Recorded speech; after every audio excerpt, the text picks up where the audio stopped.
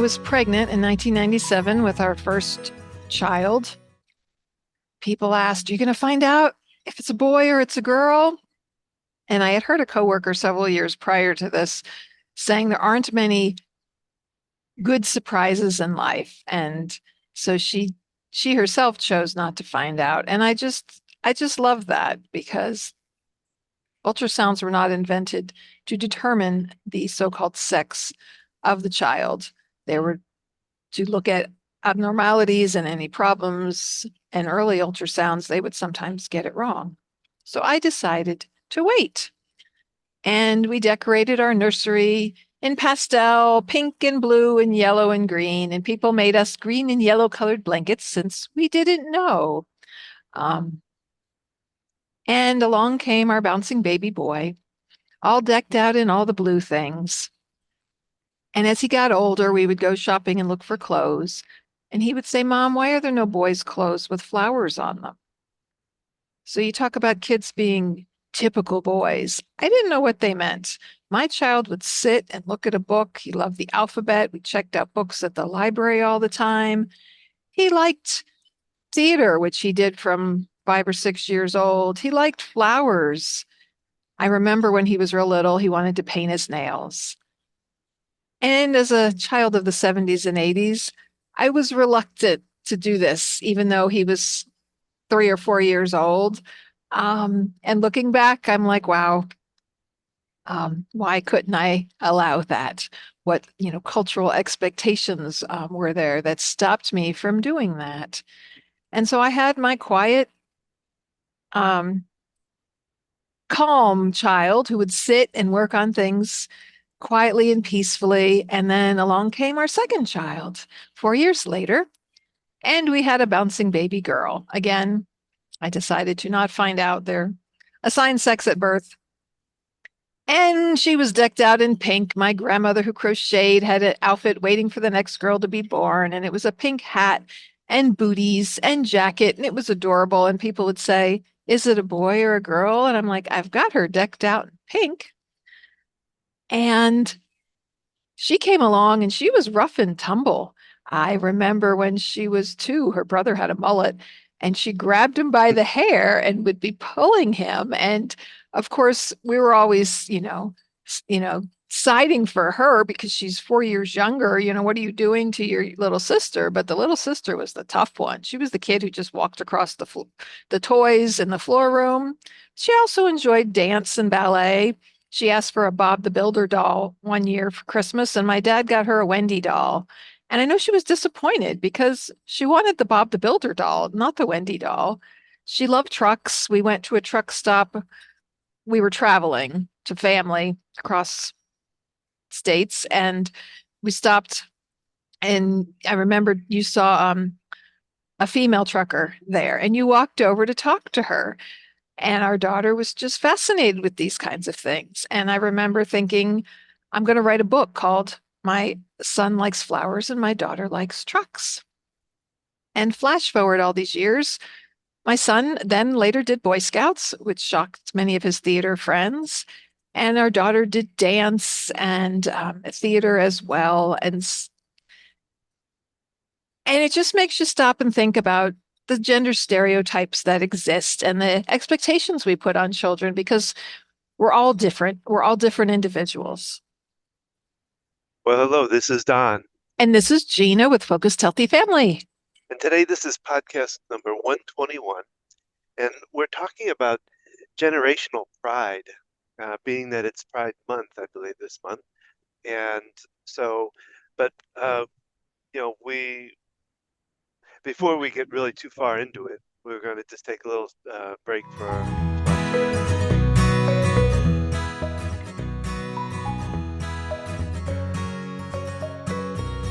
We've got something new to share. We're starting a new program. It's called Ask the OT, the occupational therapist, which is, of course, Gina. And we're going to be getting online and offering people to come in and join us to ask questions from an occupational therapist about senior care, we're really going to focus towards the sandwich generation and those taking care of aging parents. Or aging loved ones of any sort. Sometimes it's a friend or other family member, but dealing with the challenges of aging, looking ahead. Maybe your parents fine right now, but you're concerned about the future. You live far away from them. What if this happens? Or you're in that place already. Mom fell and broke her hip, and you live 300 miles away. And what are you going to do? How are you going to help her? She's widowed, she's on her own. Visits to the hospital and rehab centers and the home setting and looking at different options. And mom just won't leave the house. She's going to just live there forever, and you're concerned about it. And so we're going to discuss these different topics, but we really want you to come on and join us and ask your questions. And we'll do live sessions. We're looking at twice a month. They're frustrated. They're feeling sometimes a little bit hopeless because they don't know where to turn, what to do, and they've got a parent that's can be in crisis. You can contact us live, or if you want to send a question, can send it anonymously. I deal with this every day when I'm at work. Family members coming in. Sometimes it's, well, we were looking at finding a different place to live, and then this happened. In different situations that come to me all the time and that I've been dealing with for years as an occupational therapist, working in primarily adult and geriatric rehab, and just all the different things that are entailed with that, as well as my personal experience from navigating this system with my dad being in the hospital and having to go to rehab and having to advocate for him and help my mom through these processes. So I want to bring that personal and professional experience to everyone out there, because I know the baby boomers are growing, the largest growing population. And so it's many people, it's our parents or possibly grandparents in that situation. So please join us, like Don said. Hey, this is Don. I wanted to jump in right here to let you know that Gina is going to be doing her first Q&A session April 2nd at 7 o'clock. And we're going to do it through our Focused Healthy Families e-Parent Club on Facebook. And it'll be live, but you can also join in via Zoom if you want to be part of it, or you can just watch it via the group. To become part of the e-Parent Club, it's $7.99 a month, and all you have to do is basically register. And once you get on, then you have twice a month we're going to do live Q&As like we're doing April 2nd. We also have different resources up there, articles, videos, a bunch of stuff about my tapping process. We'll have classes and workshops, plus connection with other people that are caregiving for their aging parent or loved one. And so you'll be connected with others that are up there, be able to communicate with them. Plus you have posting access to us, asking questions even on the post in the group, to be able to help you through this journey of caregiving for your aging parent or loved one. And so join us, join now, get part of the group. And like I said, April 2nd, then we'll have our first Q&A. But in the meantime, if you join, you can post questions up there on the group, and we'll be able to answer them via that platform. $7.99 per month gets you into the group as part of the group and connected with all the others that are there, plus connection with myself and with Gina, the OT at Ask the OT. Go to Focus Healthy Family, and you'll see a logo for Ask the OT. You can click there and register and join us for this wonderful event.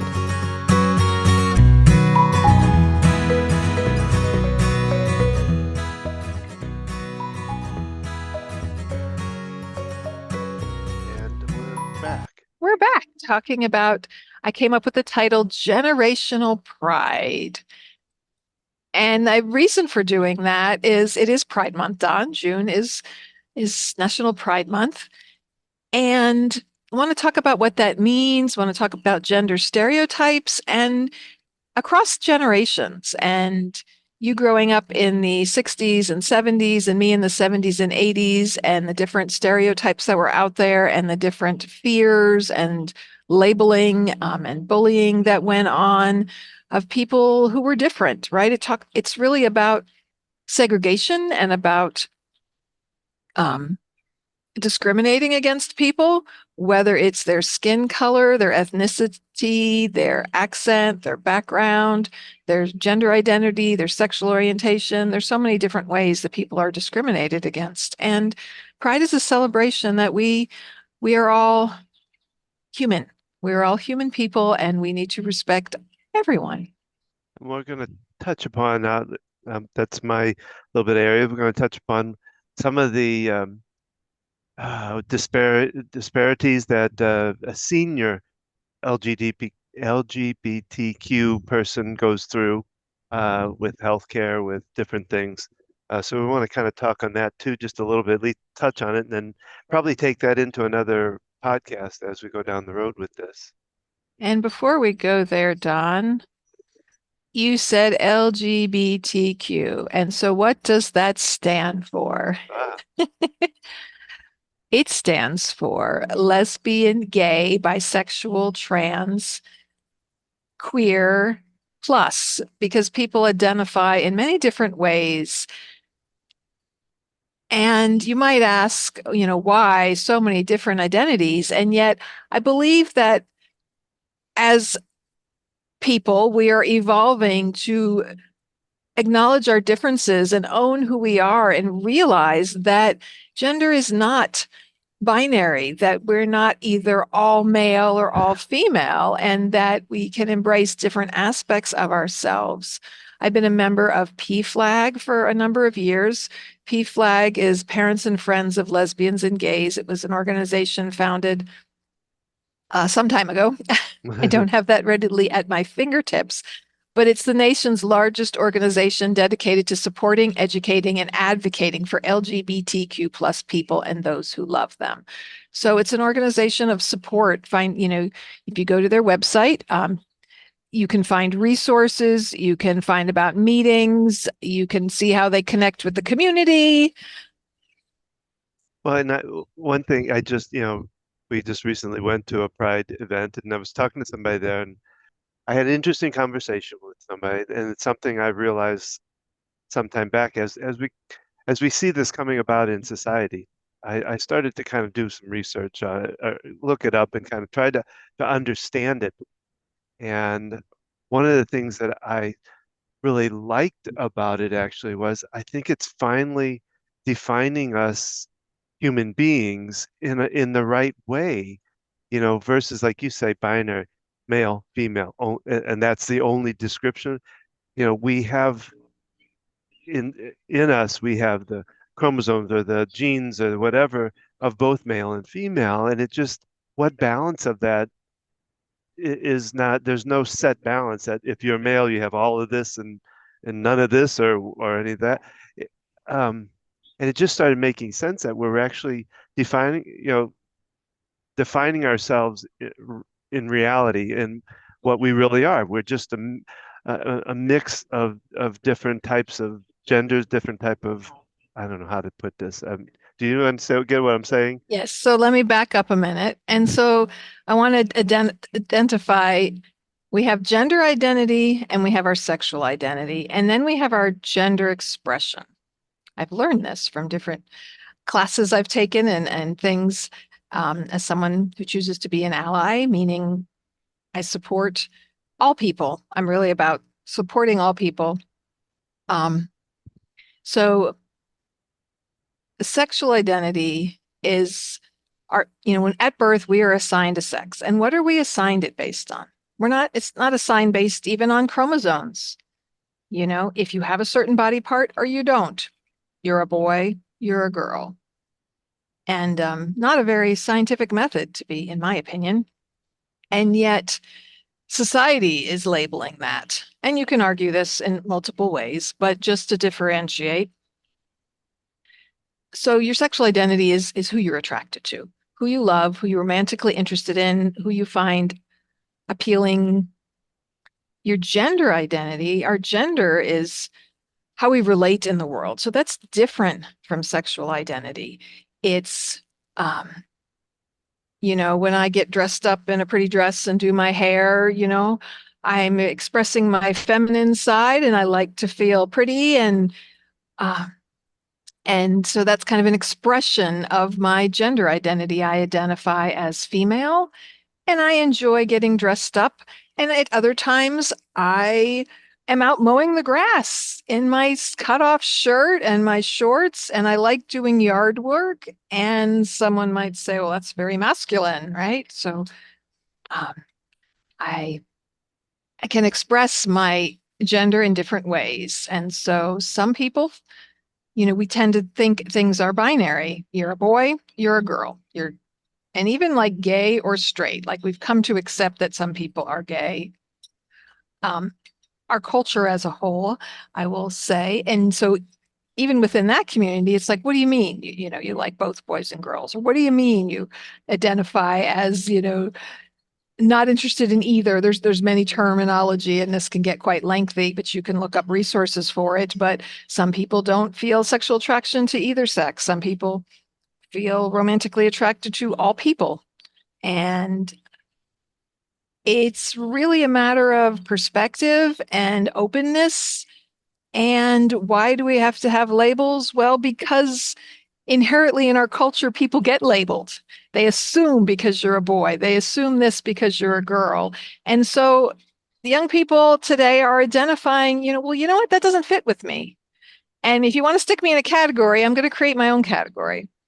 And so it's really about embracing many different expressions. Thus, the LGBTQ plus means however you identify yourself.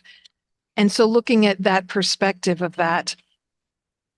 Well, I think we need, as human beings, we need definitions for things. We need things need to be defined for us in this physical format that we have. It kind of goes. This goes a little deeper, but it goes into the idea of the non-physical versus the physical. And in the physical, you need. That's kind of why we're in the physical, is for definitions. In the non-physical world, we just know everything. Down here, we need to feel it, touch it, be in. So we need definitions to ourselves, to things, to. I'm going to back up. Sorry if you're hearing background noise. Don and I decided to sit on our front porch, And she's sitting affectionately this way to me, so I'm not sitting in front of. So that, affectionately known as my office. And backing up to gender expression and gender identity. So I was the story I told talking about that my son wanted to wear things with flowers. He dressed up as Amelia Bedelia, and you know, our daughter liked dresses, and she also wanted to play with trucks in the dirt. And it's becoming more common, especially with my generation, Generation X, and how we're raising our children, and definitely generations younger than me, to allow our children to cross gender lines. Because if we teach our boys that they need to be tough and they can't cry and they can't play with dolls, and then we wonder why they're not nurturing as men and adults, yeah, and we teach our girls to be quiet and to listen and behave and sit down and be a good girl, we're teaching them submission and taking away their power to be who they are. And so we have to look back, over generations. Um, and obviously, there's extremes on both ends. And I'm looking kind of at the middle ground that over time, there always have been LGBTQ plus people. They have yeah. existed forever. For so long, they weren't accepted. I mean, we could go back in history. We could do a whole nother podcast on the history of it. That if you look way back in time, um, people have always existed that identified in different ways. I looked up things about indigenous cultures and how trans women were honored and revered because they were born into this male body, so to speak, and yet embodied feminine. And you can look over the history of things in different cultures across different cultures, and it's really a matter more of acceptance.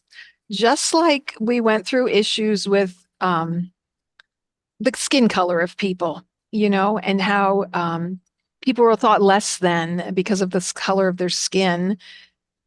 Uh, there's a similarity here that people are, I mean, part of it, let's call it what it is a religious belief that you are either male or female, and that God says that only males and females can be together. Well, and they make God a male so most of the time too. So, over the course of generations, there's been different levels of acceptance of gender identity, gender expression, different levels of understanding, just like we've come to understand science in new levels. We recently went to the Civil War Museum up in Gordonsville, Virginia, and how science has evolved. At the time of the Civil War and the Civil War Museum that I went to, it turned this hotel built just before the start of the Civil War got turned into like a makeshift hospital, kind of a triage location. And at the time, they didn't know basically basic hygiene. Washing your hands would prevent so much infection. They learned that if you cut off an injured limb, then the person was more likely to survive. They didn't even understand that it had to do with infection and disease, right? So over time, we've learned more. We've come to new understandings about all kinds of topics. And so we've come to better understanding of how people identify and how realizing that we put people into categories. And is that really fair to make those assumptions? Is it fair to children that all the little boys' clothes has trucks and footballs and basketballs, and the little girl stuff has unicorns and is pastel colored? Because a child who then doesn't have that interest, then they feel awkward. They feel not accepted. They're immediately said, "Oh, you like that? Well, you're not supposed to." They might come into a family that's accepting and loving and embracing. And yes, there are more gender neutral clothing out there. And yet, walk into a baby child's department of any basic chain store, and it's going to be divided, into boys and girls. And as adults, yes, men and women are shaped differently. And so we need different clothing styles. And there are those aspect of things. But when you're talking babies and toddlers, I mean, they're round, chunky blobs if they're healthy. And it's shaped that different. And so really it's a matter of we want to define them. We want to announce to the world, just like when I covered my daughter in pink and I wondered why people asked, is it a boy or a girl? I'm like, she's pink from head to toe. But now it's like, I'm grateful that they asked because they didn't make an assumption. And No. that's really a kind thing to do. And yet, the question, oh, you're having a baby. Is it a boy or a girl? Let's have a gender reveal party. And it's like, let's have a celebration of life that you have a happy, healthy baby. Why do we have to put so much labels on kids even before they're born? Rant Well, over about that. what do So, you? understanding differences with gender identity and accepting people and realizing that we put expectations on people without thinking about it. Go ahead. I have room. Can I come in here? Uh, well, and you talked about I run into a lot in my practice and the people I work with, especially like I say, majority women that I call it they lost their voice. They took their voice was taken from them as a child, just like you were talking about, taking the power away. In taking the power away, a lot of times you take away the voice too. And so I have to work with them in regaining that voice because like you say, they're taught at a very young age to be quiet, you know. And boys are too in a way of, big boys don't cry, kind of scenario that they're taught how to be the binary boy or girl, and I think we need to teach differently. I talked about my son liking flowers, wanting to paint his nails. He dressed up as Amelia Bedelia, and my concerns about letting him paint his nails. And yet, girls who like to play in the mud and be rough, they're tomboys, and that's a culturally accepted thing for the most part. And yet, what do boys get called? I mean, in the 70s and 80s, they were called sissies. They were called gay. I mean, and that was used as a slur. Faggot was another one, And that those are was a, slurs that yeah. we will not speak, Don. There are words that are Well, not culturally accepting to speak, and like the gay community took back the word queer. It used to be a slur, and they decided, you know what, we're taking that word back. And so I've learned these things from my children and understanding this and respecting differences. And it's partly about the language we use.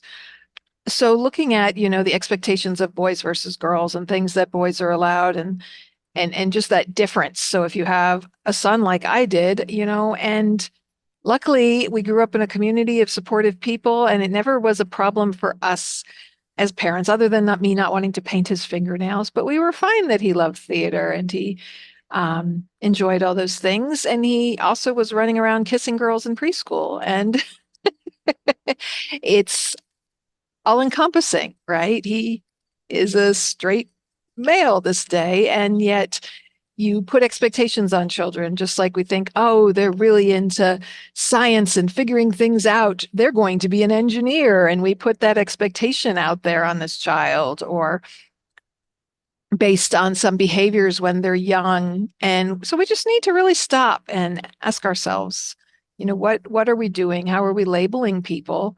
And what kind of expectations and how is that affecting people and their feelings? And it affects how we communicate with people.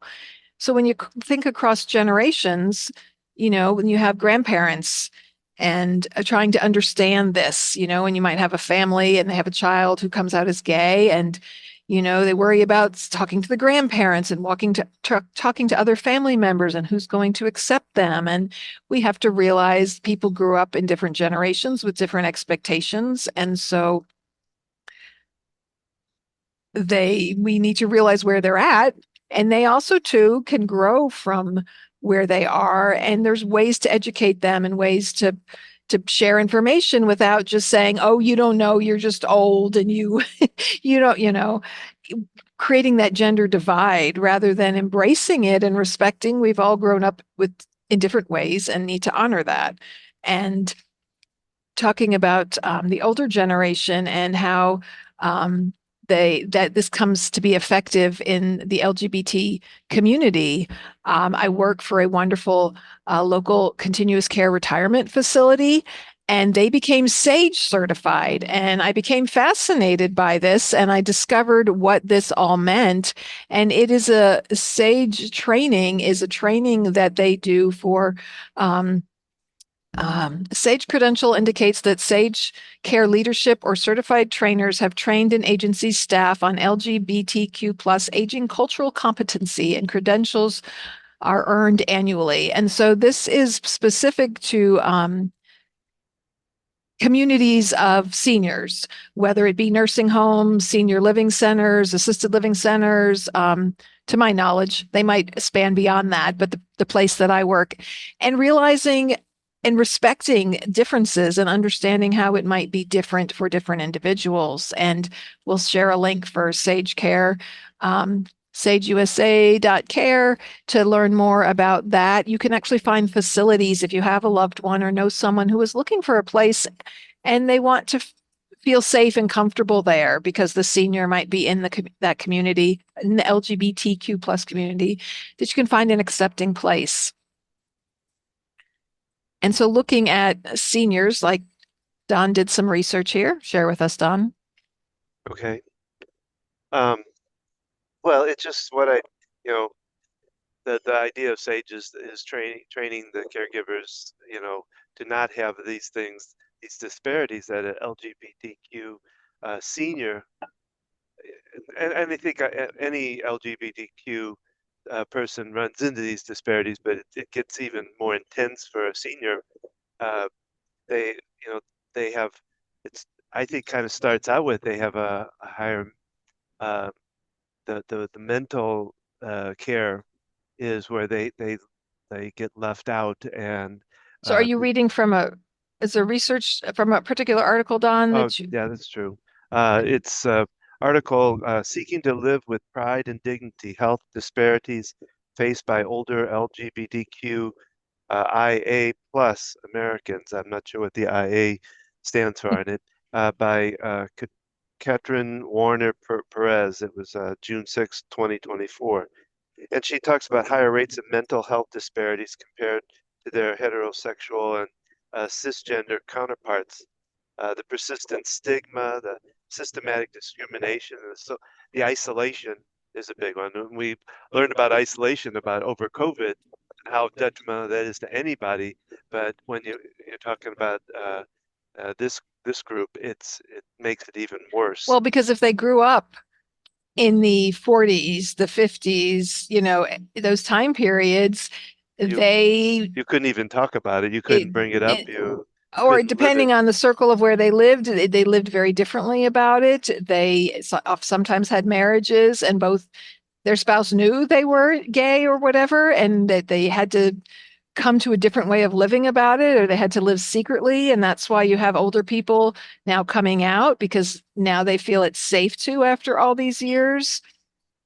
Yeah. And so, just imagining what it's like to grow up in that context and the difficulty with that. Well, and then, of course, working in the field that I do and working with patients, I've realized how much the whole thing I'm working on is the mindset and how it affects the physical. Well, of course, then that having those mental disparities then can lead to the physical aspects of going, and their chronic conditions such as cardiovascular disease, diabetes, and arthritis are also more frequently reported among the LGBTQ adults. Um, and then of course they have HIV and AIDS still play a role in it, even though there's been a lot of research and a lot of work done in that area. It still plays a role in bisexual or gay community. And then, trying to get health insurance.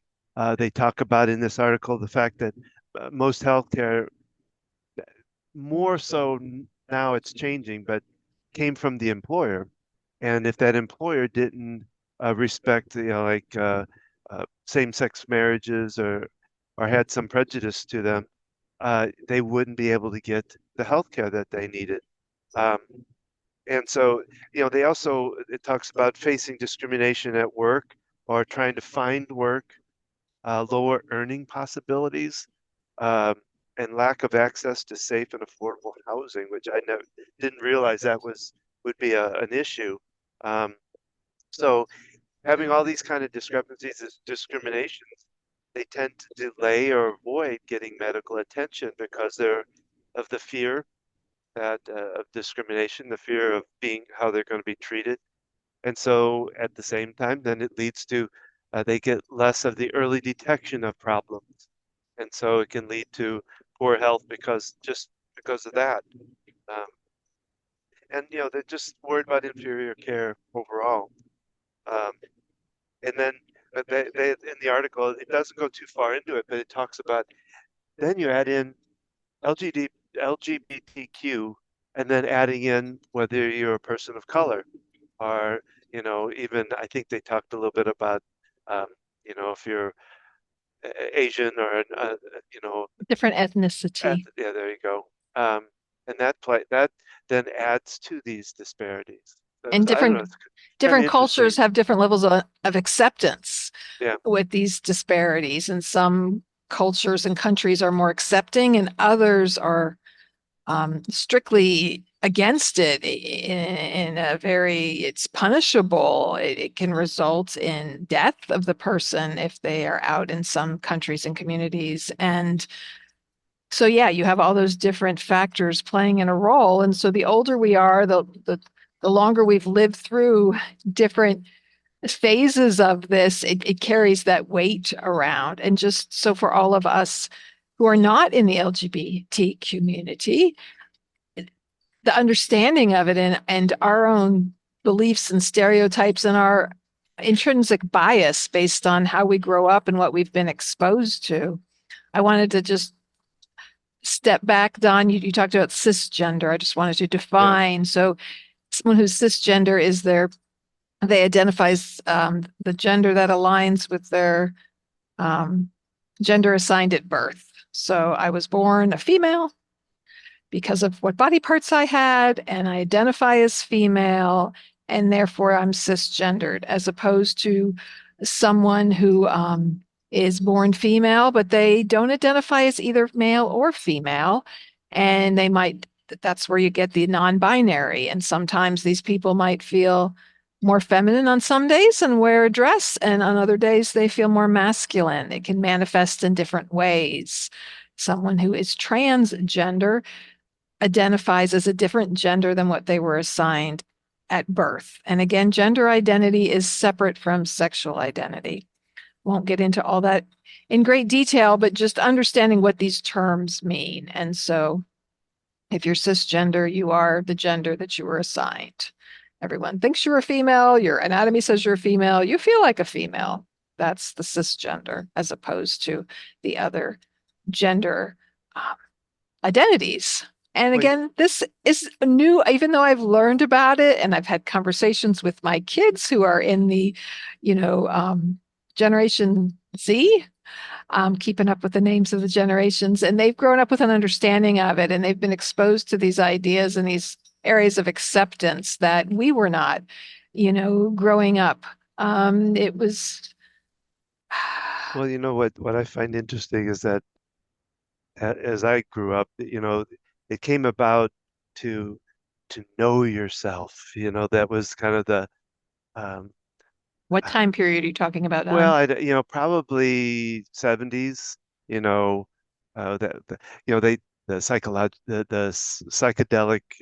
The hippie, drugs and things like that. well, The the hippie hippie, movement, and was and women's rights was a part of that. The women's yeah. rights movement. So it was a message of getting to know who you are, which at the was a tough one for people to really grasp a lot of times. What do you mean that, because we went by the gut versus the spirit or the heart or whatever, not the gut, but the mind, logically. But I think that's just coming to fruition now that this is how we get to really know ourselves is how we truly are, not just some either this or that. We are a mix of things, and I think that's kind of neat. It's an evolution of that idea. And that speaks to what I think of as acceptance and letting go of expectations. So we have to recognize we have expectations when we meet people. We have expectations of how they're going to act, whether it's going to the doctor's office and how the doctor's going to act versus the nurse. And you might interact with each of them differently. Your expectations of when you go to the grocery store and you're buying groceries, the expectations you have of your children. The closer people are to us emotionally, the stronger those expectations can be. And we need to stop and think about expectations that we're putting on others. And is that really helping to empower them, or is it limiting them? Yeah, And then acceptance. We accepting all people are different. If we were all the same and had the same beliefs and the same system of the world would be rather boring, and how would we learn to experience new and different things? And so we need to think about, what are we accepting and how are we expressing that acceptance of other people? Years ago, when I was early in the homeschooling years, I in the South, in North Carolina, homeschooling my children, and there are a large percentage of people who do it for religious reasons. I remember meeting a mom who said she didn't want her kids to learn that it was okay to be gay, and therefore she didn't want them to go to public school. And I remember thinking, I will never have more interactions with this person because I'm not homeschooling for that reason. I'm homeschooling to give my kids more opportunity and to embrace that acceptance of all people. I was meeting with a group of other homeschooling moms. I ran a homeschooling website, and so I was always looking to connect people. And we got together with some other moms, and I remember them talking about that I have gay friends and I have lots of gay friends, and I'm fine with people who are gay, but I teach my child that in our family, we don't do that. I'm like, what? Okay.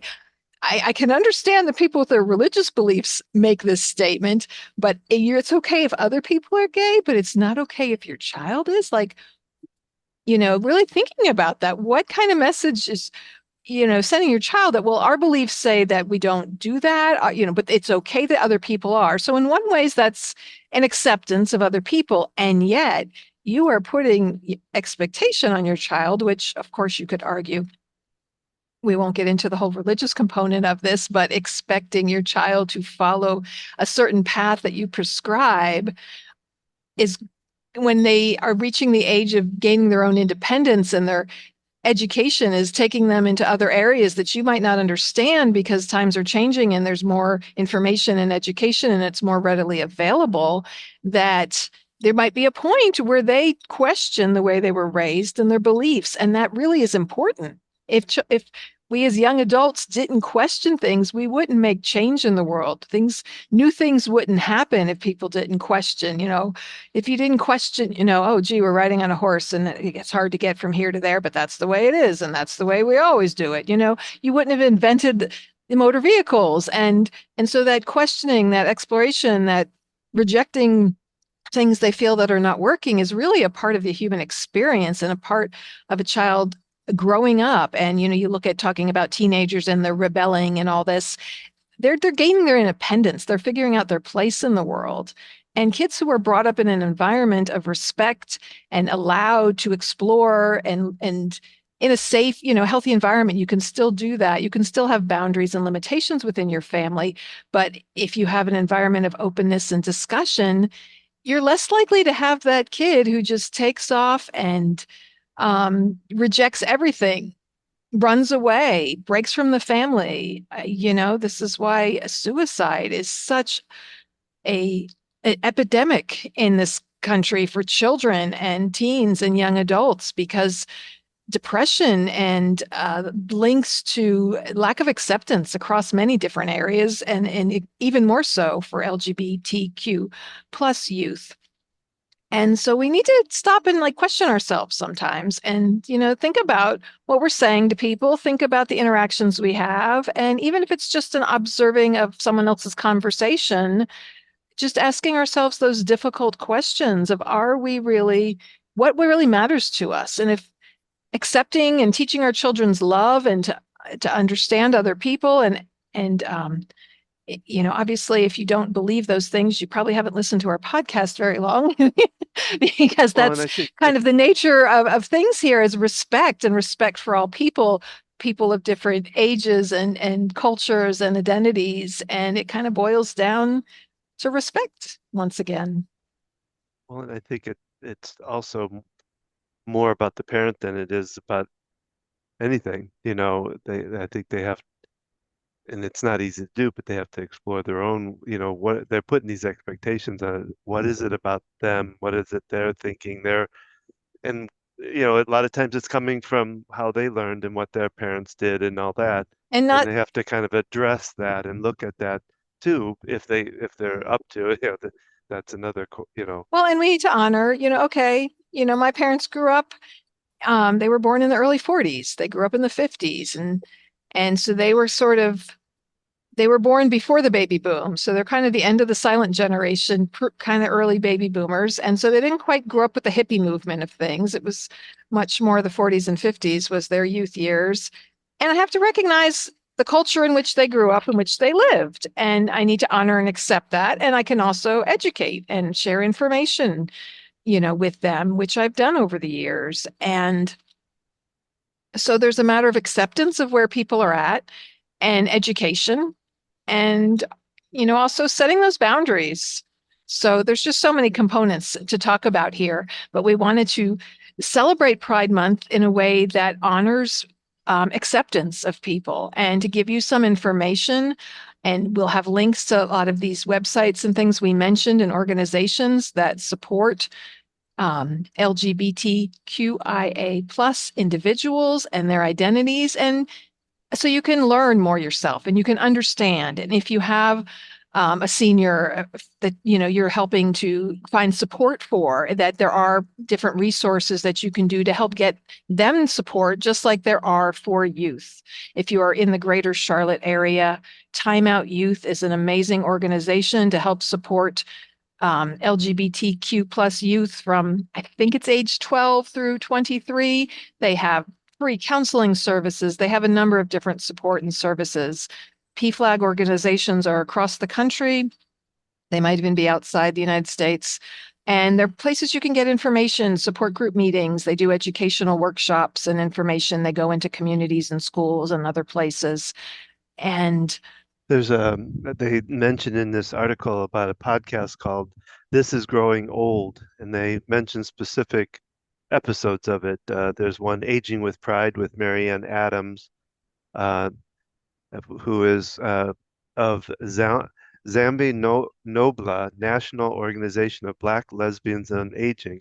And then they talk about an episode called Celebrating Pride Month with Michael Adams, CEO of the Sage that you talked about. So just they, like I said, growing old. This is Growing Old podcast is what they meant. And I'm going to wrap it up. Kathy Adams from Zen Parenting Radio, ZPR, a favorite podcast of ours. We got to interview Kathy ourselves talking about Sandwich Generation, and you can subscribe to her, and she sends out a weekly thought. And this one was Parenting and Pride. And I'm going to quote some things from her. Identification is a living language that's not limited to 5 letters, and our work as parents and allies is to listen and learn so we can respect each person's story and how they identify. Again, this is from Kathy Cassini Adams. She's a licensed clinical social worker. She's co-author of the Zen Parenting Radio. Her and her husband run that. But I read her post today that she sends out via email. It's just a short little read, and she covers many different topics. And I'm just going to highlight some of the things she said, because it's kind of what inspired this topic today. But, allowing your children to tell you who they are rather than dictating what's expected of them gives them the freedom to appreciate and understand who they truly are. She talks about LGBTQ plus community is incredibly diverse.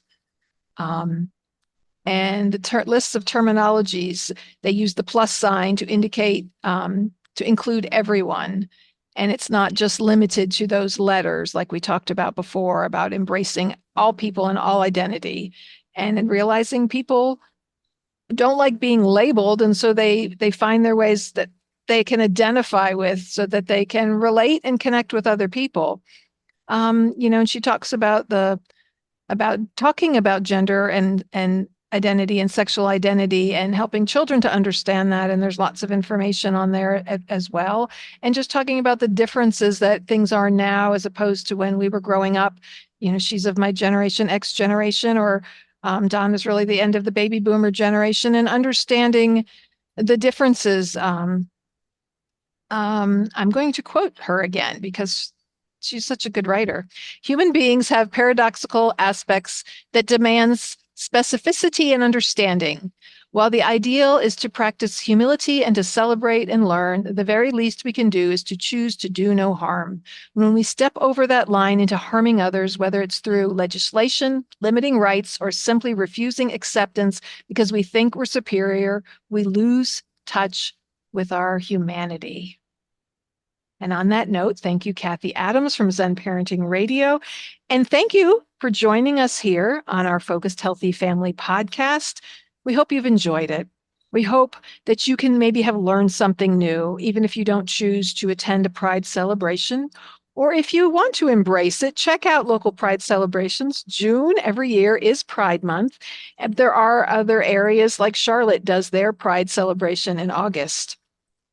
We'd love to hear from you. We'd love to hear your comments and your feedback. Be sure to let us know. Connect with us on Facebook, on Instagram, and you can view us on YouTube if you're listening to this via podcast, as well as wherever you hear your podcast. Please let other people know about us. Check out our Ask the OT that we are doing several times a month to answer questions about caring for aging loved ones.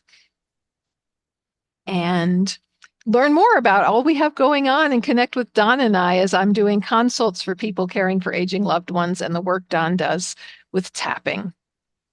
And on the next Ask. The OT is on July 1st, 7 p.m. Eastern Standard Time, and then July 10th at 12 noon Eastern Standard Time. We do that via YouTube. If you want to be part of it, reach out to us ahead of time because we do it Zoom through YouTube. So you could join us on the Zoom channel to be live. You can connect on when we do the event on YouTube and ask questions that way. You can submit questions in advance.